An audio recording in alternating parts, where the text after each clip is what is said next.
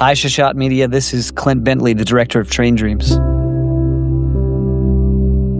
Claire in the film said, hey, you better hold on to something. And, she's right, because the thing that I hold on most is the movies.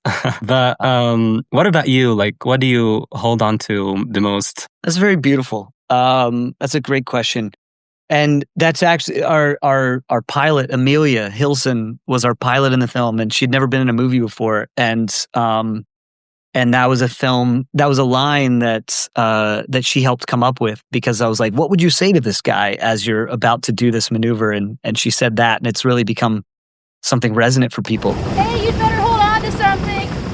I hold on to, I think, as cheesy as it sounds, love, like my family, those that I still have, those that I've lost, and just the whole experience of all of this is so special and so brief. It goes by so fucking fast, Mm-hmm.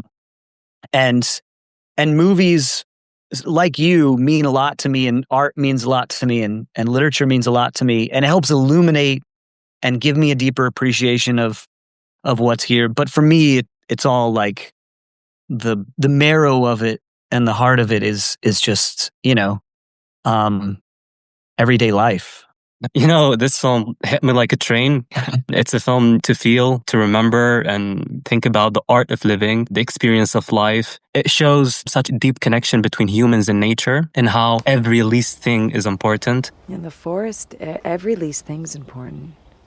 It's all threaded together, so you can't tell where one thing ends and another begins if you really look at it. I mean, what inspired you to focus on such intricate relationship? I think it's just like partially how I was raised and where I come from. I come from, I grew up in the country, in the woods, on a farm, on a cattle ranch, and then just like how I feel about the world, which is that we feel very disconnected from nature, and more so as we go along, but we are intricately tied up with it. And I think the more you read about ecology or anything like that, the more you find that, like, you're not thinking, none of us are thinking on a daily basis about like some ocean current that's coming up through the Caribbean, and flowing up the Atlantic Ocean. And yet that ocean current is the reason that Europe is so temperate and has such a temperate climate, despite its latitudes. And so there's all these things at play that are very intricate, and that our lives are very dependent on, in ways we don't think about. And so, yeah, I think a lot of it just comes from that. The codes that I just said, suggest a sense of loss and, fragility in the world, cutting down trees, little things having big impact. What message were you hoping audiences would take, about humanity and our place in nature? I mean, I really came out of the movie knowing that if we can read a book that it's titled Life, we humans will probably be like just one line from a whole paragraph. And if if you think back, someone may have lived the same thing that the character did. It's gone. No one remembers him anymore. He was back then. And I really, touched this feeling of Train Dreams reflecting on, human insignificance and the large design of the world. How do you hope like audiences relate personally to that? I mean, listen, you just said it more eloquently than I could. That was beautiful. But yeah, I think I was trying to get across that feeling that you just put so well, which is like, there is when you look at the history of not, you don't even have to go that far back in the world, in the history of the world, just in the history of human beings, and thinking back to, what was going on 6,000 years ago. And I'm living in America. You're living in a place that's had culture much longer than we have, obviously. But our lives are very insignificant compared to even human history. But then I read something, I have a son and he's very into dinosaurs right now. And I read something recently that, we as human beings live closer to the Tyrannosaurus Rex than the Tyrannosaurus Rex did to the Stegosaurus.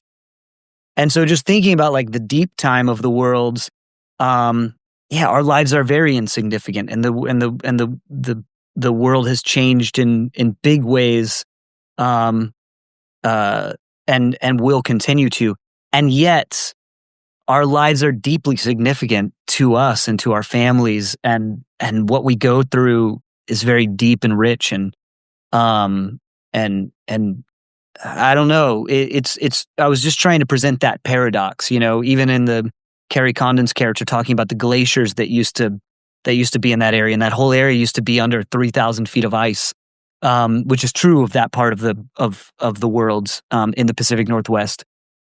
And yet he's going through deep loss and trying to figure out what his life means. And I think, I don't know. I think there's something that I wanted to share, especially given what we're all going through now, where the world seems to kind of be flipping on its axis a bit. Amazing, amazing. So my last question would be, it's impossible to meet you and not talk about Sing Sing. I'm so sorry, I need to talk about that, So you wrote the movie Sing Sing. It's deeply craved in my heart. And I really want, to take a few minutes to talk about it. It really moved me in a way I really even can't describe. Everyone on it was great. Coleman Domingo, the atmosphere, the love, everything was so beautiful. My question to you, Clint, at what point did you write that movie? Oh man, that one came together over a long period of time. Greg, my writing partner, Greg found an article. Well, Greg had been working on a documentary for a friend, he was producing a short documentary for a friend, went into a prison and saw a young man who was raising a rescue dog, and it totally just upended what his thoughts were of the lives of people in prison, and in maximum security prison specifically. And then he did some research and found this organization, RTA, on which the film is based. And it was a very long writing process in trying to get that film made, and writing it with Greg, and writing, we were writing draft after draft. And then at a certain point we pulled two of the men who had been through the program into the writing process. John Whitfield, Divine G, who Coleman plays a version of in the film, and then Clarence Macklin, Divine I, who plays a version of himself in the film. And that opened up the writing process even more. And then we also brought Coleman into it, and Coleman was a big, he came in early before we had a script, and he was a big voice in the room as we were, Greg and I were doing the writing, but building the story with everybody.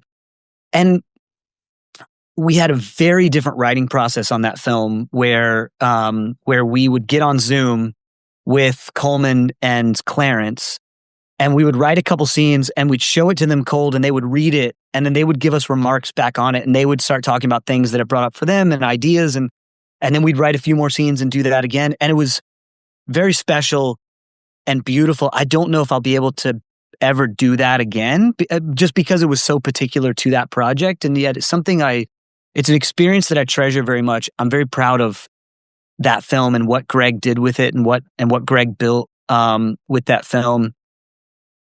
Long-winded way to say, there's a phrase in the film that comes from the program, which is trust the process. Mm-hmm. And it comes because they're doing this impossible thing. And it's just putting on a play, but it's putting on a play in the most difficult environment you could imagine, in a maximum security prison where they count the buttons on a shirt that are brought in for costumes, and how do you get a bale of hay in a prison, in a maximum security prison in America, when you want to do a Western scene or something like that.